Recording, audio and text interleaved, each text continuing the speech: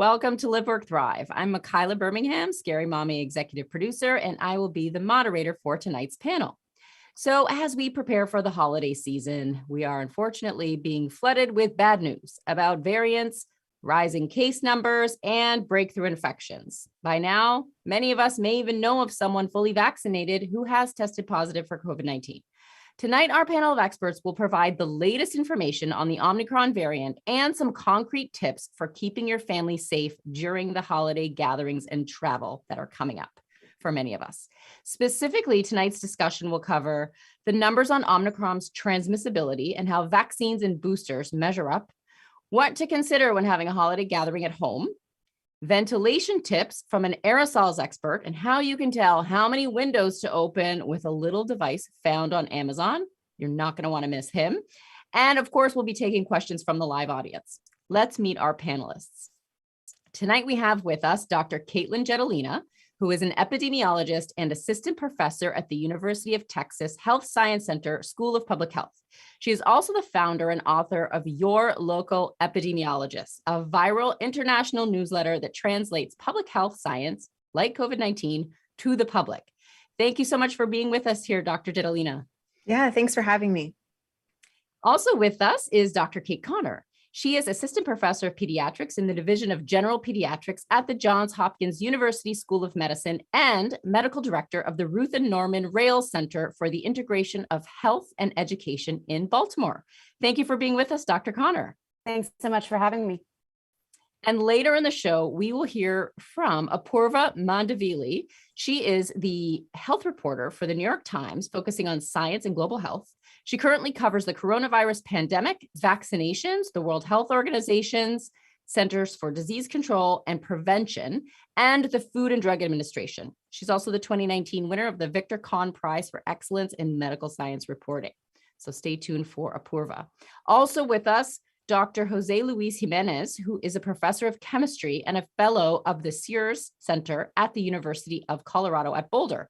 His research group focuses on advanced real-time aerosol measurements, as well as computer modeling. Basically, he's an air expert, and he's going to be sharing some of his research on airborne transmission that you are not going to want to miss. Before we get started, I have a few quick reminders for everyone watching. You can submit your questions in the comments on all the platforms. We may feature your question later on in the show, so stick with us. Also, join our mailing list so you don't miss any of our virtual events. Visit scarymommy.com/liveworkthrive to sign up and stay in touch. You can also leave us a voicemail. Yes, it's totally old school, but the hotline is very hot right now. Okay, people, call us, tell us what you're struggling with or what topics you'd like to see on the show. Here's the number, 1-800-422-3910. Give us a ring. We'd love to hear from you. And big announcement, register now for our special exclusive episode of Live, Work, Thrive, where we will be sitting down with Frances Haugen, AKA the Facebook whistleblower. Yes, she is spilling all the tea that big tech does not want us to know about kids and mental health and social media. So don't miss it. Sign up on our site to receive the date and time right in your inbox. Okay, let's get into tonight's topic. Omicron. All right. This is big news. I'm waking up every morning. I'm checking the stats. I'm checking Dr. Jedalina's Facebook page. Your local epidemiologist is not bringing me good tidings right now. So the data you have helped make accessible to everyone, and thank you, first of all, for doing that in such an easy to digest way, is suggesting that Omicron is 3 to 8 times more contagious than Delta. So with that in mind, Dr. Jedalina, what can we expect to happen in the US in the next 2 to 3 weeks, which is conveniently going to fall over Christmas and New Year's? Yeah, it is. The timing is not right. But it's very clear that this variant is highly transmissible. It's spread like wildfire, continues to spread in South Africa far faster than we've seen with any other variant. And we're seeing this case in other places like the United States too. It's now in 35 states. I would assume that it's in every state by now. We're just not detecting it. A week ago, we didn't have any cases. Now it makes up about 3% of cases. In places like New York and New Jersey today, it accounts for about 13% of cases. And so what we're seeing with this preliminary data is that the doubling time is about 3 days. So for 100 cases to double, it'll take 3 days. This is very fast. This is much faster than Delta, which doubling time was 11 days. And so we think that Omicron is going to be the dominant strain by Christmas throughout the United States. And that's not good news. This is not good news. And so, Dr. Connor, I was just saying earlier, as we were preparing to start, the high school connected to the middle school where my kids go decided to go remote because they had a ton of cases in the high school.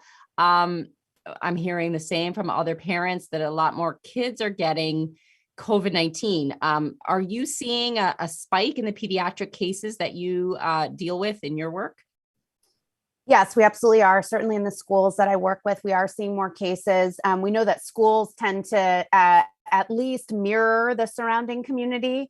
The American Academy of Pediatrics did release some data last week that suggested that pediatric cases were rising at a faster rate. They weren't yet identifying whether those cases were the Omicron variant. Delta was still predominant at the time that report, the data in that report were collected. Okay, so that brings us to our best defense against all of this, which are vaccines. So Dr. Giolino, would it be fair to say there's good news and bad news with respect to Omicron? The bad news being that 2 shots of the vaccine are not going to provide adequate protection, but the good news is that getting a booster will help protect you. Can you quantify that for us? Yeah, that's right. So the lab data we're seeing, and we have about 7 or 8 studies by now, shows that Omicron has partial immune escape. So what that means is the number of antibodies that can connect to Omicron or identify Omicron has significantly reduced, about 40-fold, which is a whole lot more than before. But some antibodies are still connecting. Thankfully, a booster works really well against Omicron. And so that is what we're seeing in the lab. In the real world, it looks like the 2-dose series or the original series, just one Johnson & Johnson, has a 30% efficacy rate. But when you get a booster, this increases to about 70 or 80% efficacy, which is beyond phenomenal. And it's really important to recognize that that's protection against infections, which is very different than protection against severe disease. We also have some studies on T cells. Now, this is our secondary line of defense that keeps us out of hospitals.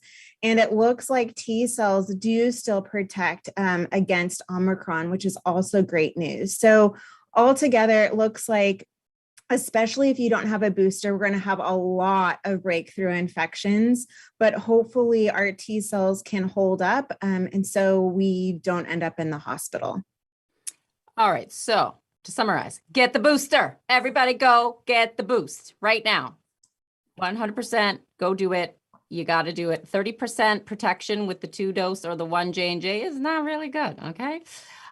So Dr. Connor, in thinking about parents with kids of any age, because not every child is yet old enough to receive a vaccine, how important is it for protecting your kids for the parents to get the booster shot? What is that relationship there? Sure. So we absolutely know that adults spread infection to children. And so it is absolutely important for adults to be infected. As we just talked about, there's not perfect protection against infection, right? You could still get infection.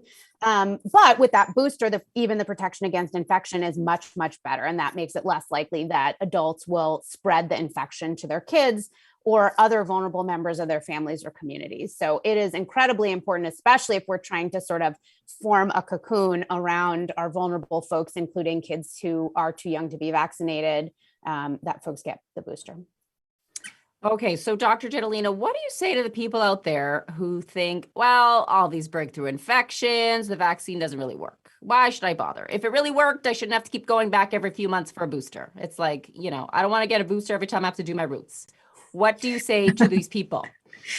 Yeah, it may seem like there's a lot of breakthrough infections, and the coming weeks there will be, but there will be a whole lot more infections and even more severe infections among the unvaccinated.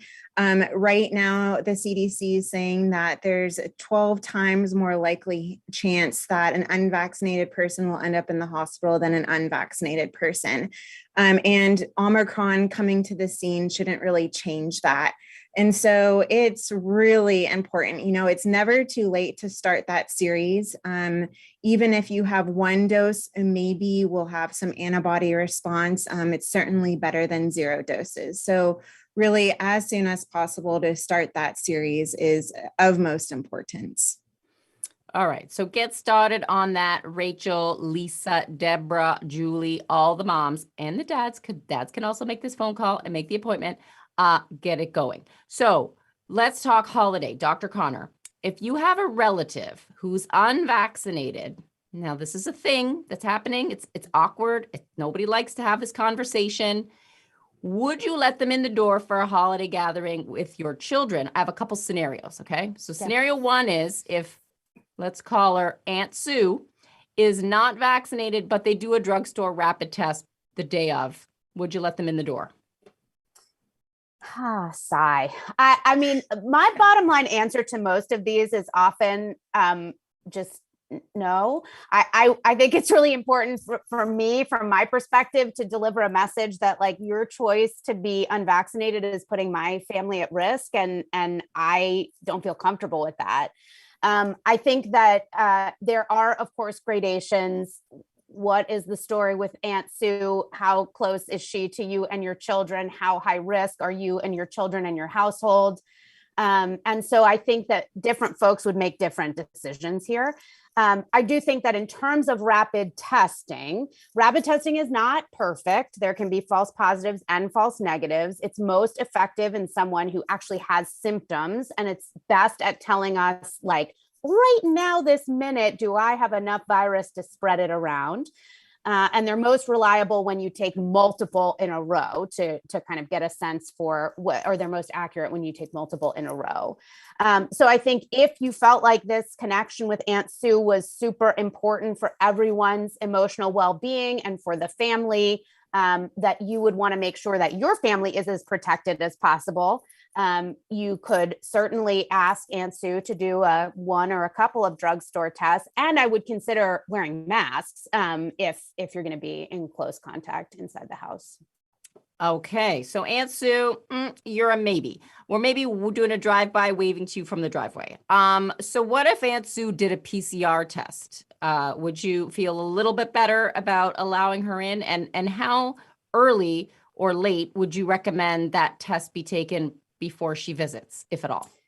Yeah, so the trick with PCR tests is that they're very sensitive. They're really good at picking up COVID.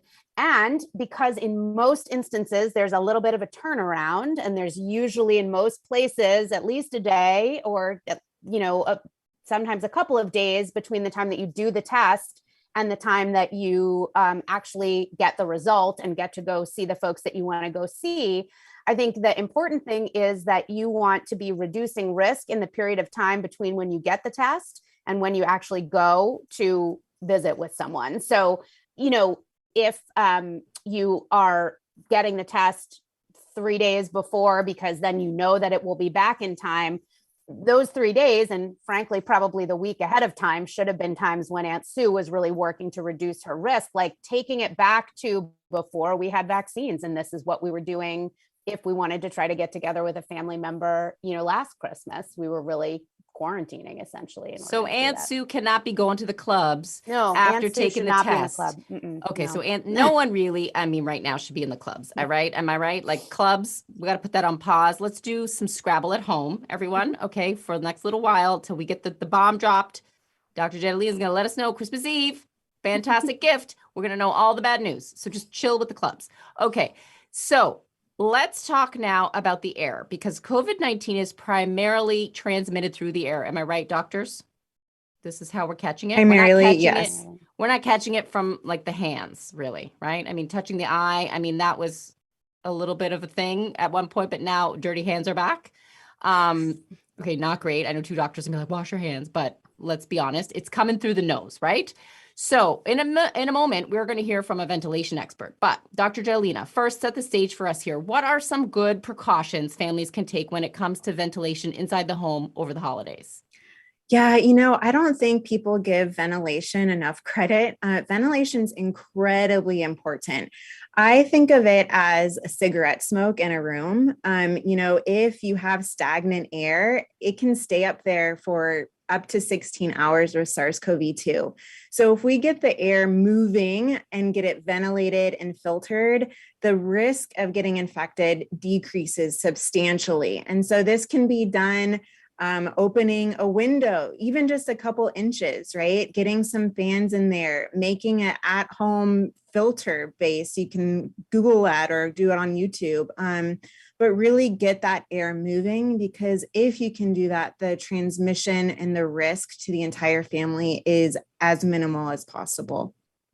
All right. So that's a great analogy. Cigarette smoke. Just think about being in a room where someone's smoking. I mean, hi, who smokes? It's 2021. Enough with this. Like, we know enough, people. Anyway, that's my speech.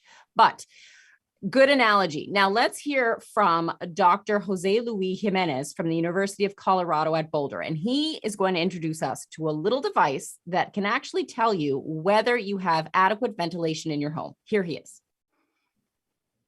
I'm Jose Luis Jimenez, and I'm a professor of chemistry and environmental sciences at the University of Colorado at Boulder. What we've been recommending for a year, and the CDC recommends now, is that you get a CO2 meter, a carbon dioxide meter. We exhale carbon dioxide, and they are portable things like this one, and they measure every minute, and they tell you if you're ventilating correctly or not. If the number gets to the thousands, you need to open your windows. If the number is low, is below 700 or 800, then you are doing well, and maybe you can close your windows a little bit. And compared to the extra heating that you're going to spend, you're going to recoup the cost of the CO2 meter very quickly. There are carbon dioxide detectors, and the ones that really work are the ones that work on infrared technology. So it's called non-dispersive infrared, or NDIR. If it doesn't say that, it doesn't work. Don't buy it. If you are sharing air indoors, there's always going to be some risk. But the idea is to make the risk as low as possible while still being able to do what we want to do. So then what I have done when we have gone to a couple of dinners is, this was just sitting on the table in between myself and someone else, and we were looking at it over time, and we had the windows open, and the numbers were good. So then it's like, okay, we were happy, and then we were calm during the dinner. If it had gone up a lot, then we would have opened the windows more, or even left, if that was not possible.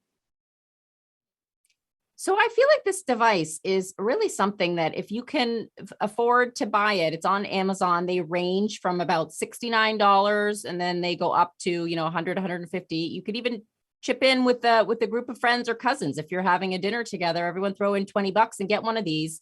Goes on the table, sitting, opening gifts. You can have this thing out there, and you can just have an idea of how much airflow you have in the room. Dr. Connor, what do you think? Would this be something that you recommend? So we certainly do use these in schools, for example, to look at ventilation. I think that they are part of your multi-layered mitigation approach. So what we've all heard about this sort of Swiss cheese multi-layered situation many times throughout the pandemic. And I do think that they can be helpful for you to assess your indoor ventilation. I also think that if you're having an event where you're thinking about your indoor ventilation, you might want to think about, is this an event I should be having?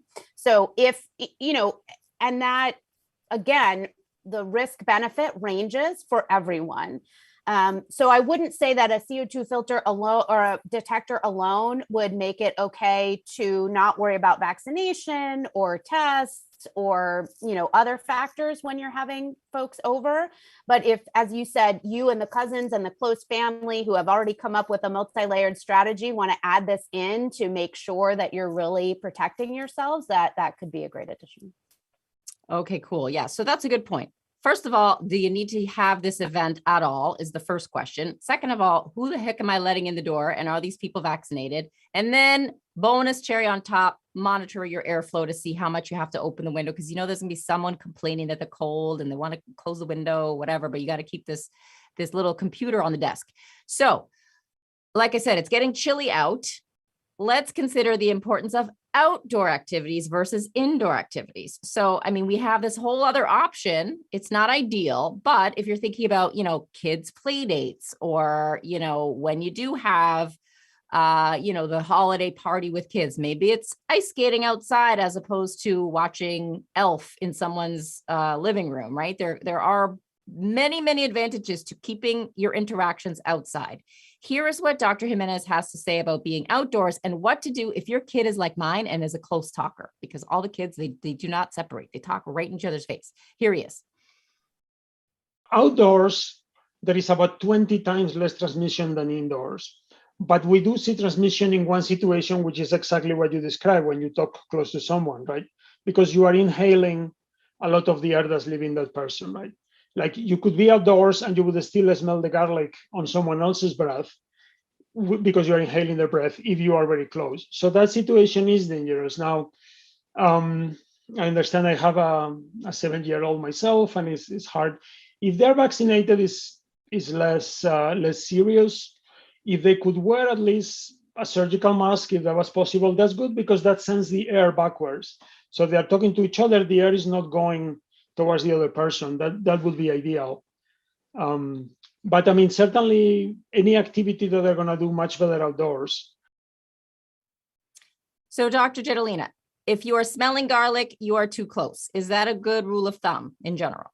Yeah, I liked that a lot. Yeah, no one wants to be smelling garlic in someone else's breath. So no, yeah, outdoors is way better than indoors because you have that ventilation factor. That doesn't mean that you cannot get infected outside, but the chances are much, much lower. All right. So if you have a choice, if you turn up to the Italian restaurant for dinner and they have an outdoor area with some heat lamps or an indoor table, maybe put on an extra layer of the warm pants. No one's really wearing anything cute right now anyway. We're still in this working from home situation. So go outside as opposed to the inside. Okay. So Dr. Connor, as a pediatrician, remind us of some of the overall benefits of kids being outside. We all know this as parents, but we want to hear it again from you because you're the expert and you may just help us get the willpower to tear them away from Fortnite. Sure, absolutely. So there are tons of benefits of kids being outdoors for their physical health because they tend to be more physically active when they're outside. But there are a lot of benefits for their emotional health and well-being. So kids who spend more time outdoors may have overall improved well-being, mental and emotional health. And they may, depending on where you're working outdoors, they may have, if you're spending time in the outdoors where there's wonderful clean air quality, they may be benefiting from that as well. So lots of great reasons to get kids outdoors, even in the cold winter. And I'm a big advocate actually of getting kids outdoors, for example, for recess, even in the winter time when it's cold, if we can make sure that everybody has the appropriate apparel, because that reduces COVID risk in schools, but it also really gets them physically active, focused on learning, and better able to do their schoolwork. Listen, I grew up in Canada, people. They would push us outside, ice cold, minus whatever the temp, skin was freezing. It was fine. Just go play. And we all made it. We all survived, but they didn't lose a single child. So that is great. Now let's talk travel, because we some of us may be considering a gathering at home. Some of us may be planning a trip. Every day we're hearing about new travel bans and new countries reporting cases of Omicron. And as we have discussed, a full picture of the data won't be available until we are literally in the peak of the December holidays. So Dr. Gedalina, what considerations should families factor in with respect to travel? I just personally hear a lot of friends questioning whether or not to postpone their trip, cancel altogether, or still carry out the trip based on, whatever the combination of risk factors might be for that family. What do you say? Yeah, it's really based on risk tolerance, like Dr. Connor was saying. How important is this trip to your mental health as well as your family's well-being? And understand that, traveling in an airplane through an airport has moderate risk. There is risk involved there. And so, if you decide to go on a plane, what you need to do is minimize that risk as much as possible. Have a really good quality mask. We're talking N95 on the airplane. Get your kids a KN95 on the airplane in the airports. Pay attention to the community transmission where you land. If you're going, for example, to New York right now, it's not looking very good. So you may want to not take an Uber and figure out another transportation way. And so it's really just, weighing the pros and the cons with everything and figuring out how to do it best and safest, so we can still enjoy the holidays too. All right, that makes a lot of sense. So we hear that planes are relatively well ventilated, but someone might be taking a train, like you mentioned Uber. There's a lot of planes, trains, and automobiles involved in a trip, each with varying capabilities with respect to ventilation. Let's hear again from Professor Jimenez, our friend who knows all about aerosols. He's going to explain the difference in airflow while taking these different modes of transportation. Here he is. Planes, modern planes like a 737, something like that, they have very good filtration system. There are still cases, but it's normally people on the same row where the air hasn't had time to be filtered on the side. Now, that's when the ventilation system is working, which is when the plane is on the air. But when you're boarding, or when you're in the terminal or in the taxi or in the bus or in the train, which is part of the plane trip, often the ventilation is much worse. So I would say a plane trip is medium risk, and the time you're in the air is low risk, but overall the trip is medium risk, and you should wear a very good mask and not remove it, or remove it as little as you can. Trains like the subways have two things going for them. One is that they tend to have a lot of ventilation because they can have so many people, and the other one is normally people are not talking, and talking really produces a lot more aerosols. So but then if they are really crowded and if people don't have very good masks, you could have some transmission, which is very difficult to catch because contact tracing is never going to know who was in the same subway car with someone else. So I would say it's not very high risk, but again, get an N95 mask for those situations. All right, so we are getting a ton of questions from our audience. I'm just going to give you a couple that have come up regarding masks. Dr. Connor, is a regular cotton mask okay for kids in school, or should they only use a KN95? So the best mask for a child is one that fits well, covers their nose and mouth, and that stays on their face. So yes, absolutely, there's additional protection that would come from perhaps a KN95 mask. And if that mask is not well fitted to your child and they don't wear it, then it's not as effective. So my kids wear cloth masks, usually with a filter for an added layer of protection to school, because those are the ones that fit their faces and stay on. Got it. Okay. So, a lot of folks are asking about the children and the vaccination potential for the little ones, because right now, of course, any parent hearing this news is really worried about their young kids. So, Dr. Jedalina, any updates on when the group of under 5 may be getting close to any sort of vaccine eligibility? Yeah, I'm a mom of two under 2 right now, so I'm paying close attention to this. I really am still holding hope that we will see data at least this quarter, so the end of the year. But we probably won't have a vaccine in arms until late Q1, Q2 next year. And that's really because these little kids are actually getting an even smaller dose than 5 to 11-year-olds. And we really need to make sure that, one, that smaller dose works, and 2, that it is safe. And so they are taking a little more time to ensure both of those before putting the vaccine in arms. And so a related question here from our audience for you, Dr. Connor: how protected against Omicron are teens who are currently still ineligible for a booster. So that would apply to, like, my girls are 12 and 13. They've had their 2 shots, but there's no booster available. So what can you tell us about the immunity decrease for older kids? Yeah, so I can say we haven't seen a lot of data about this yet. That's still being looked at, which is why we don't necessarily have specific recommendations about boosters. 16 and 17-year-olds now eligible for boosters, which is exciting. So those older teens should definitely be doing that. What we know in general about the vaccines and the boosters is that we believe that immunity begins to wane after about 6 months, which is why the recommendation for boosters at about 6 months. That being said, we haven't had enough time to track that in kids, since their immune systems are a little bit different than adults. So I think that the best thing you can do for your kids who have already been, first of all, the best thing folks can do if your kids haven't been vaccinated is to make sure that they get vaccinated and complete their full series. And for kids who have completed their full series of vaccination, they should still have pretty good protection. And we should be wary of new variants and trends and make sure we're using all the other mitigation measures. And I think we can accept that that vaccine has done a good job at bringing those kids protection.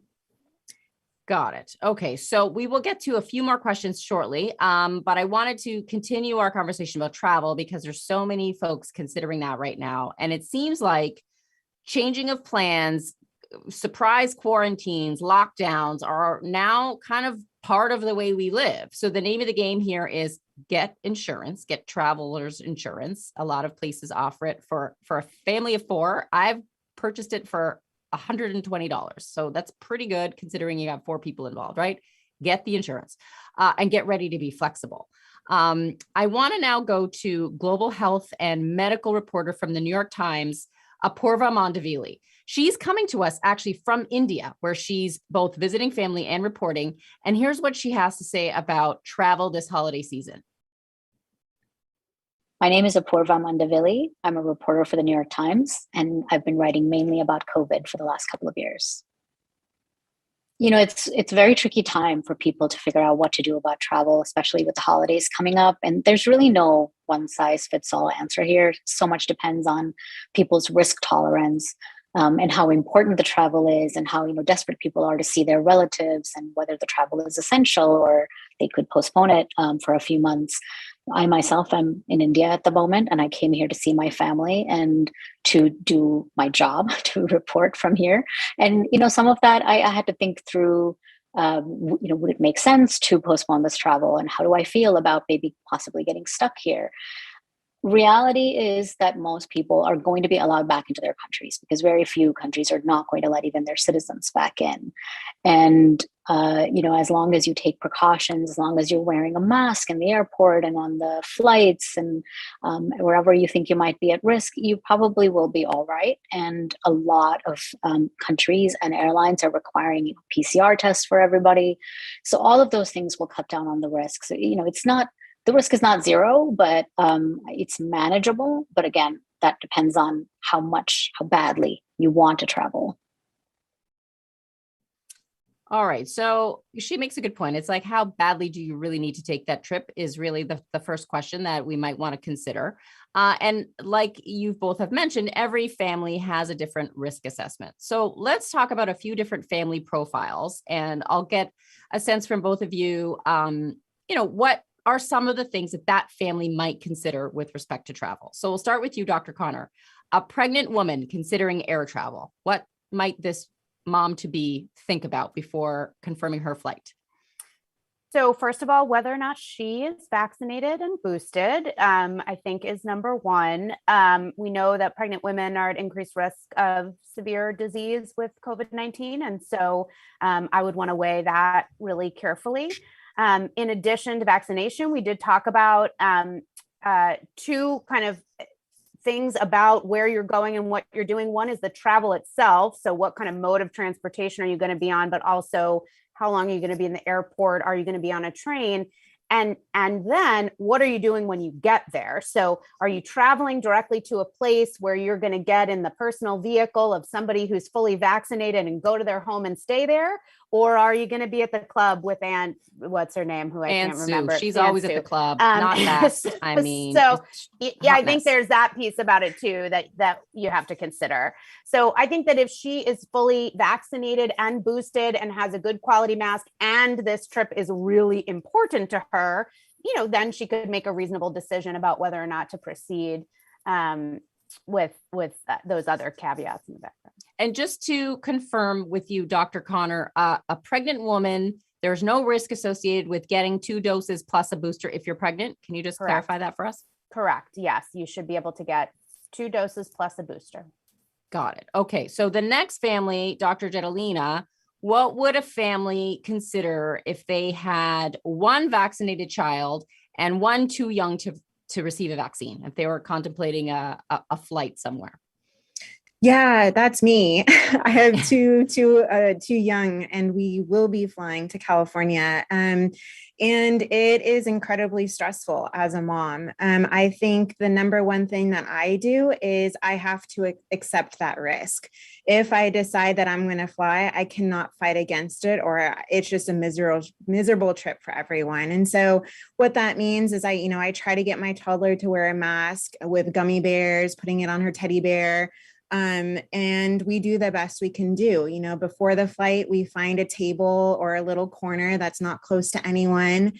We try and board as late as possible, so we're not, with crowds. And then once we land, my husband or I take them outside of baggage claim while the other one gets bags. So you can make smart decisions. I think that it depends on your risk tolerance and how you make those decisions along the way. And we can just do the best we can do as moms. Sounds about right. But that's a good tip. Send one of them to get the bags. The other parent go outside. No need to linger and wait in those lines with all that sea of humanity and a couple Aunt Sue's probably walking around there too. You don't need that. All right. So next family, Dr. Connor, a family with 2 vaccinated children going to visit immunocompromised grandma. What would you say they should consider?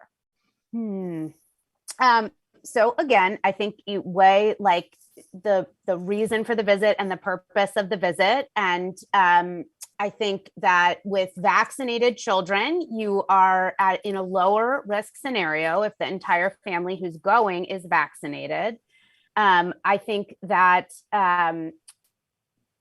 if immunocompromised grandma is fully vaccinated and boosted, we know that we can't exactly predict immune response in folks who are immune compromised, depending for the reason that they're immune compromised. But we want to make sure that the folks you're going to see are vaccinated and boosted. And then I think, you decide your kind of risk benefit from there with the understanding, again, that air travel is sort of a moderate, or the whole encompassing thing is sort of a moderate risk scenario. But with the added benefit that the kids and adults are vaccinated. I think the other thing about that is when you have kids who are old enough to be vaccinated, you also have kids who hopefully are reliably able to wear their masks for the chunk of time that they're on the flight, that you maybe can find masks that fit them well. So those are some added benefits. I personally would have a really hard time going to see someone immune compromised right now at all. But I do think that obviously that's each individual family. Maybe grandma wants to bear that risk. And so that's a conversation to have together. Got it. Okay. Yeah. The grandparents one is tricky. So, Dr. Jetelina, last one for you.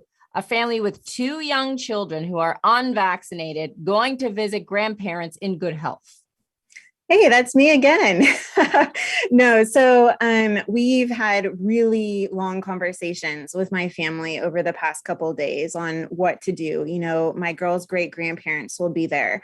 And while everyone is boosted, that can be, I am getting increasingly nervous about Omicron breakthrough cases among the older population. We know that those breakthrough cases are typically severe compared to breakthrough cases among younger people. And so we've decided that we are antigen testing every other day for 5 days before our event. We are antigen testing before we walk in the door. We will have ventilation. Some of the great grandparents may wear a mask inside, which I think is fantastic. And that is how we're going to do it. I think the most important thing though is to have this plan beforehand, a week before, have these conversations with the great grandparents. They may not understand the coming risk with Omicron. And so I think everyone really just needs to open a line of communication and have something set in stone. That is a really good point. Have that conversation in advance. No one needs to be with the turkey coming out of the oven, getting a phone call like, Mom, you need to take a test at 6 o'clock, because that's not going to go well. You know, the moms, older you get, people don't like last minute change of plans. So don't do that to anyone in your family, especially not your mother-in-law. Not going to go well.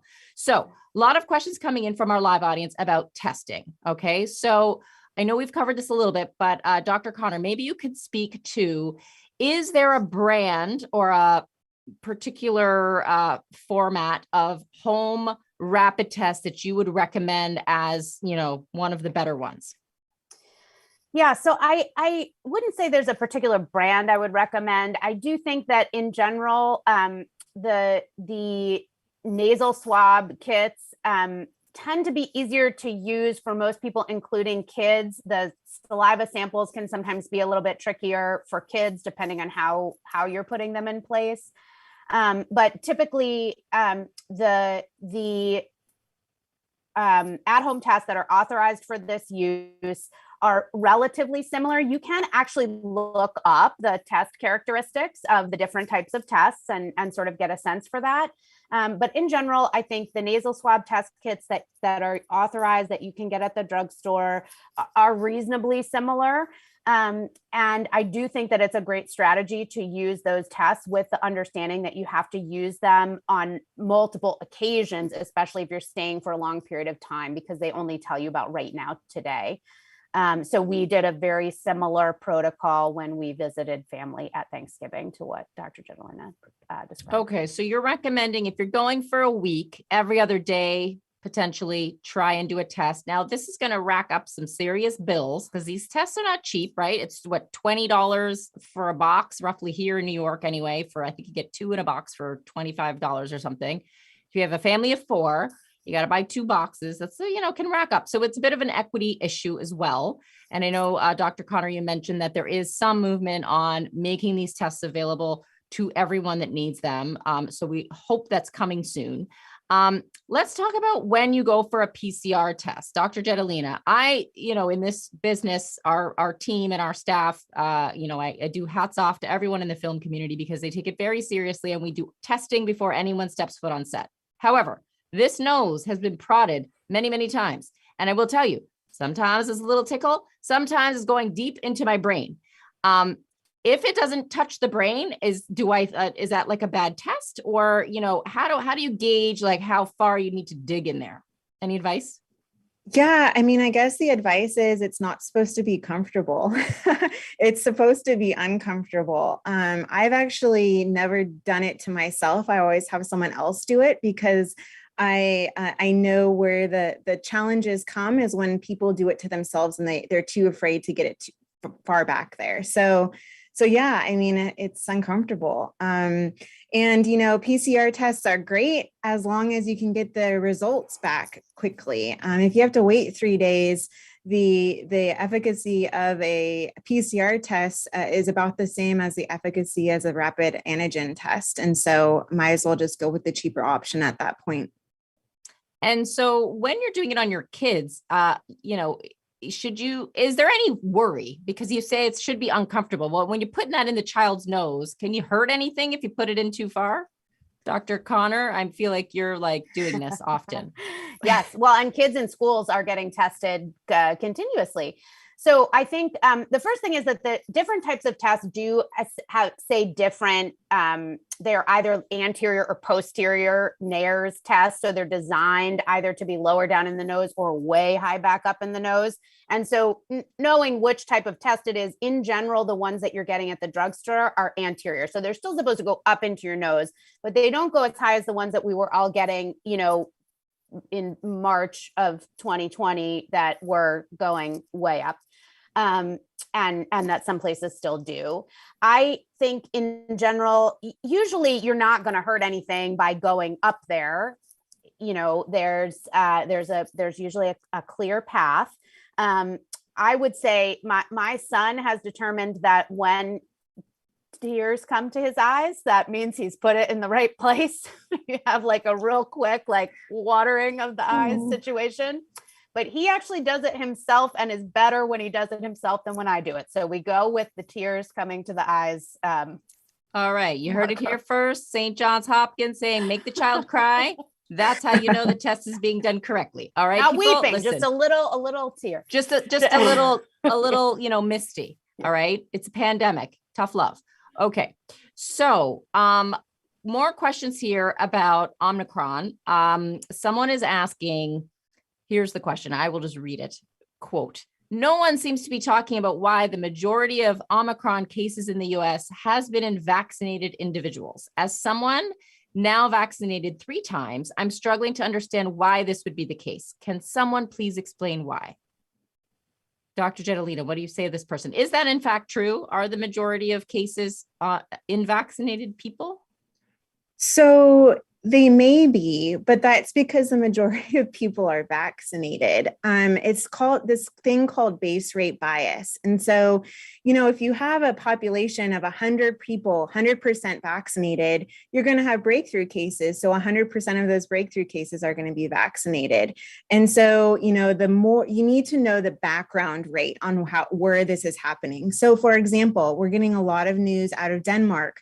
Well, Denmark is 80% vaccinated. And so, you probably 80% of their cases will be among the vaccinated, especially since we're going to start seeing a lot of breakthrough cases. So it may be true, but that doesn't mean they're ending up at the hospital. And so that's what we're actually seeing in South Africa is that the vast majority of people ending up at the hospital with Omicron are unvaccinated. Gotcha. So I think there was a meme going around. I don't know if anyone saw it. And it was Serena Williams can play tennis. I can also play tennis. That's the difference between a vaccinated person walking around and an unvaccinated person. It's the same, but yeah, it's a very different situation, right? Good point. So more questions here about our holiday activities. Folks are asking, what activities should we avoid when we return from our holiday plans? And should we avoid things like holiday shopping or work events if possible? Dr. Connor, what do you think? If the work party is optional, should you just pass?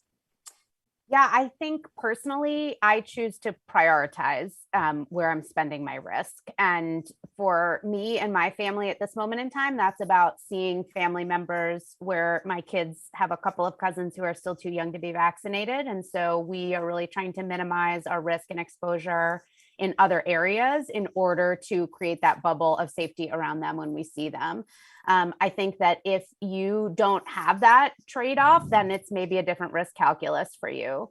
I think in terms of indoor shopping, yeah, crowds are not great. Gathering at a work party indoors is not great. If you have an option of something that's outdoors, as we talked about earlier, then again, that's a different risk calculation. So I think you just need to prioritize where you want to spend your risk this holiday season based on your own needs, priorities, and risks. So we love John and Lisa from accounting, but we love grandma more. So that is the choice you have to consider when your office is having a party indoors. Maybe don't go and minimize the risk. If you're going to do it, focus it on the most important folks in your family, right? Or friends.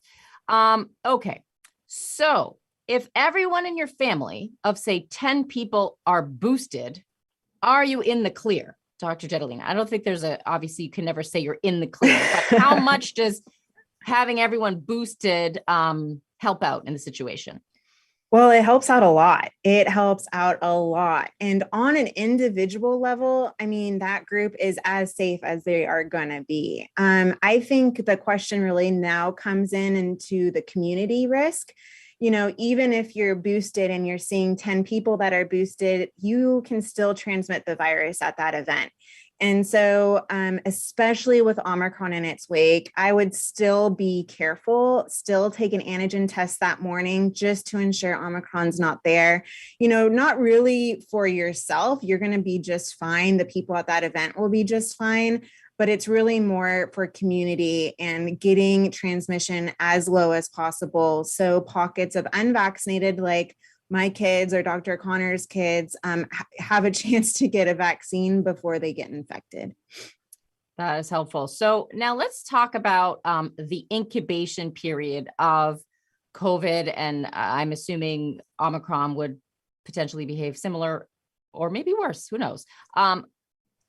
You go to a party and you come home and you say, oh, now looking back, that wasn't the smartest idea. No one had the windows open and there was a few folks there, who I didn't know. So I don't know their vaccination status. And you start to wonder, oh, maybe I've just exposed myself. How many days do you have to kind of like be awake in the middle of the night thinking about this before that test may show a positive result? Is there like a number of days where you're like, okay, I'm in the clear, 10 days have passed?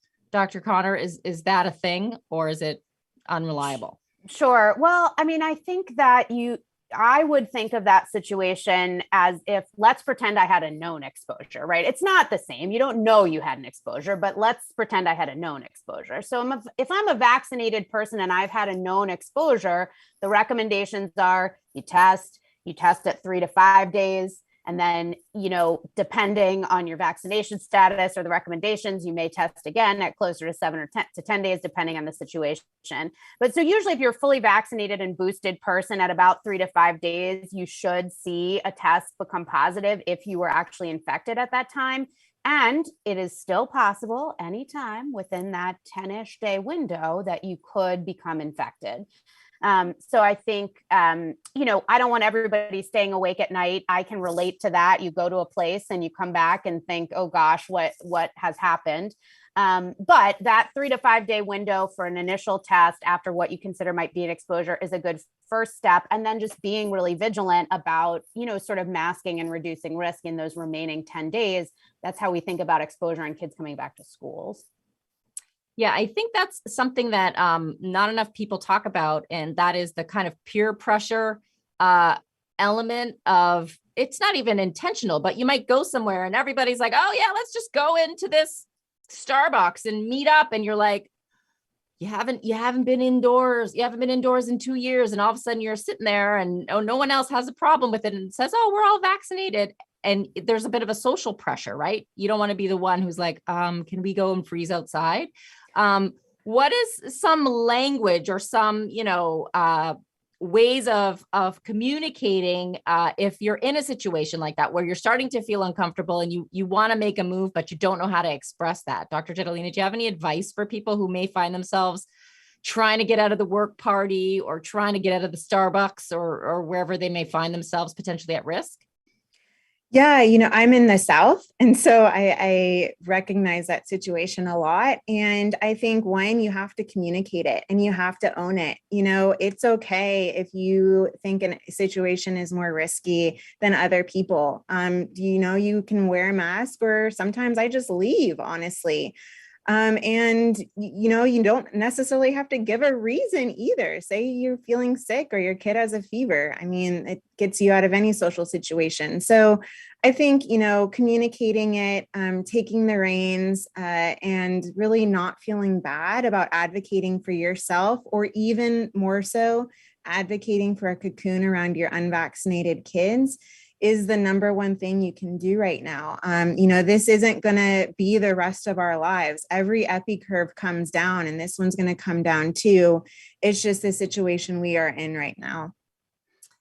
That is a great point. And so on that note, Dr. Connor, would you say that we're getting close to the point where we need to normalize communicating that, before you come over, you got to take a rapid test, just like putting it out there.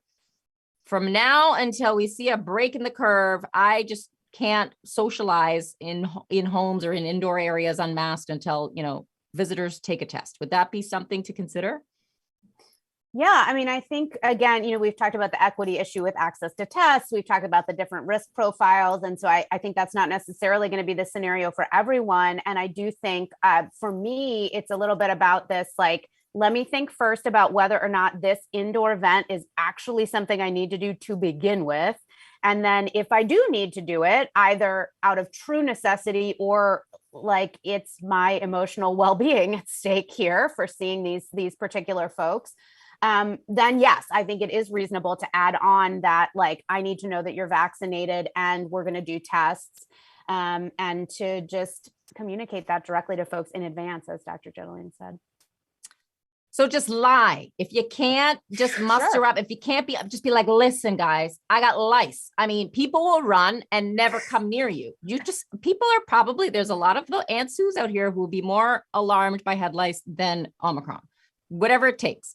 You just got to get yourself out of that situation, keep your family safe, right? Okay, so we are almost out of time, but I want to let everyone know that our next episode of Live, Work, Thrive will be a special edition where we sit down with Frances Haugen, AKA the Facebook whistleblower.